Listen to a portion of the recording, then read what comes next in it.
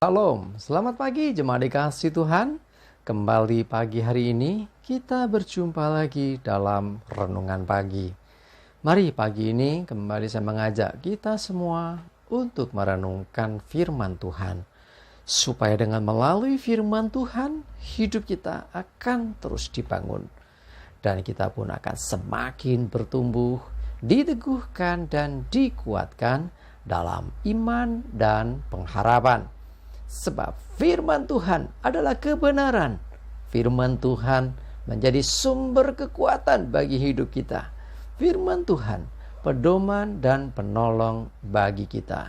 Bahkan firman Tuhan jugalah yang akan senantiasa menuntun hidup kita dan menerangi setiap langkah demi langkah dalam hidup kita. Mari jemaat dikasih Tuhan, sebelum kita merenungkan firman Tuhan pagi hari ini, kita akan berdoa terlebih dahulu. Bapa di surga, kembali Tuhan kami datang ke hadirat-Mu. Kami sungguh-sungguh mengucap syukur atas segala kebaikan-Mu dalam hidup kami. Atas begitu besar kasih setia-Mu ya Tuhan. Begitu besar rahmat dan anugerah-Mu. Segala berkat dan kemurahan-Mu, perlindungan Tuhan, penyertaan Tuhan, pertolongan-Mu ya Tuhan. Dan juga bahkan pemeliharaan Tuhan atas seluruh hidup kami. Terima kasih ya Tuhan. Dan pagi hari ini kembali kami mau merenungkan firman-Mu. Mari Tuhan Kau yang singkapkan dan nyatakan kebenaran firman-Mu. Dan Roh Kudus, mohon urapilah kami ya Tuhan. Sehingga kami bisa menangkap apa yang menjadi pesan Tuhan. Mengerti firman Tuhan. Dan melakukan kehendak-Mu ya Tuhan di dalam hidup kami. Terima kasih ya Tuhan, di dalam nama Tuhan Yesus kami bersyukur dan berdoa. Amin. Mari jemaat dikasih Tuhan, kita sama-sama buka Alkitab kita.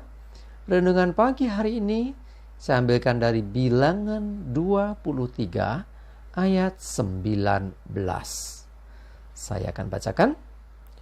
Allah bukanlah manusia sehingga ia berdusta, bukan anak manusia sehingga ia menyesal.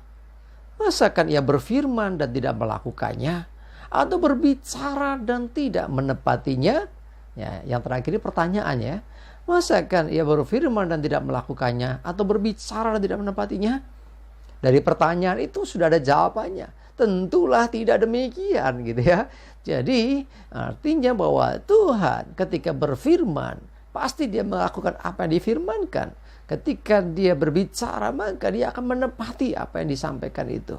Ya, Allah bukan manusia sehingga berdusta. Ya, manusia seringkali berdusta, banyak dustanya, ya, sering berbohong, gak jujur. Tetapi Allah bukan seperti manusia. Ya, bahwa Tuhan itu ketika dia menyatakan janjinya, dia pasti menepati. Apa yang dia sampaikan itu pasti akan dia genapi. Sekalipun ya kadang-kadang kita tidak tahu waktunya. Ada sesuatu yang memang dengan segera dia lakukan. Ada yang memang butuh waktu lama untuk terjadinya penggenapan itu. Ya, sekalipun lama sesungguhnya tetap saja bahwa apa yang dikatakan Tuhan, apa yang dijanjikan Tuhan itu akan digenapi dan terjadi. Jadi jangan pernah ada ragu, jangan pernah ada bimbang akan firman Tuhan.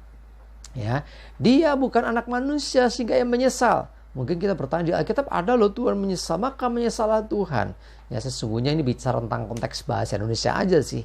Dalam bahasa, artinya menurut pengertiannya bukan demikian. Artinya di sini adalah ada satu kesedihan Tuhan ketika manusia tidak mengikuti apa yang menjadi kehendaknya. Hidupnya itu tidak seperti yang semestinya. Itu membuat Tuhan sedih. Ya, itulah salah satunya ketika Tuhan akhirnya menurunkan hujan yang luar biasa dan terjadilah air bah zaman Nuh ya. Tetapi di sini intinya bahwa Tuhan itu tahu segala sesuatu. Dia ngerti apa yang bakal terjadi. Sehingga Tuhan sesungguhnya dengan segala yang dia firmankan, dengan segala yang dia katakan, itu pasti akan digenapi dan terjadi. Jadi kalau kita mendapat firman Tuhan, aminkan firman itu. Ketika engkau membaca firman Tuhan, merenungkan firman Tuhan, imani dan aminkan firman Tuhan itu, karena itulah kebenaran yang akan terjadi dalam hidup kita. Dia berfirman dan dia pasti melakukan apa yang dia firmankan. Dia berbicara dan pasti menepati apa yang disampaikan itu.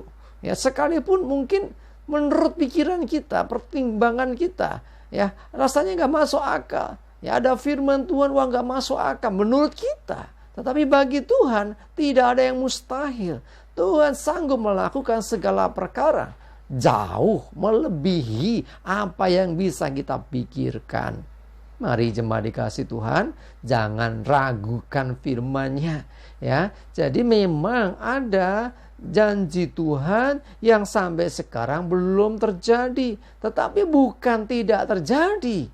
Contoh, janji tentang Mesias akan datang kembali, Yesus akan datang yang kedua kali, kan belum terjadi. Tetapi bukan tidak akan terjadi, itu tetap akan terjadi. Tentang masa dan waktunya, kapan itu memang kita tidak menuliskan kapan waktunya. Tetapi melihat tanda-tanda yang disebutkan di kitab suci, kita ngerti itulah tanda akhir zaman. Ya, jadi kita percaya dia akan datang kembali. Nah, jadi dari apa yang tertulis dalam kitab suci, sesungguhnya banyak peristiwa-peristiwa yang terjadi itu sebetulnya sebelumnya jauh, ya. Mungkin ada yang ratusan sampai ribuan tahun sebelumnya sudah dinubuatkan.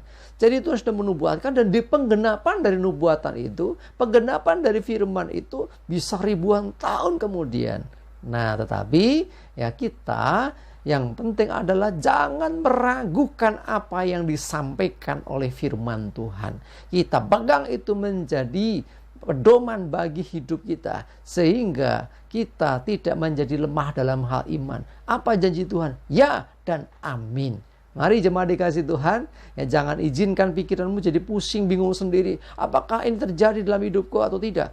Imani apa yang dijanjikan Tuhan pasti terjadi. Cuman waktunya itu adalah menurut waktu Tuhan, kairosnya Tuhan. Ya, mari imani saja dan kita percaya akan mengalami kuasa Tuhan itu terjadi. Amin, kita berdoa. Tuhan, terima kasih, kami bersyukur Tuhan memiliki Tuhan Allah seperti Engkau. Tuhan Allah yang berjanji dan menggenapi. Tuhan Allah yang berfirman dan terjadi. Tuhan Allah yang sanggup melakukan apa yang sudah Engkau janjikan, apa yang sudah Engkau nyatakan, dan tidak ada perkara yang terlalu sukar bagi Tuhan. Mari Tuhan tolong kami untuk kami tetap setia percaya akan setiap janji firman Tuhan, karena itu semuanya akan kegenapi dan terjadi. Terima kasih, kami bersyukur ya Tuhan. Mohon selalu pimpinan dan penyertaan-Mu atas seluruh aktivitas dan hidup kami hari ini. Jauhkan dari hidup kami celaka dan mara bahaya. Biarlah damai sejahtera dan segala berkat Tuhan menyertai kami semua.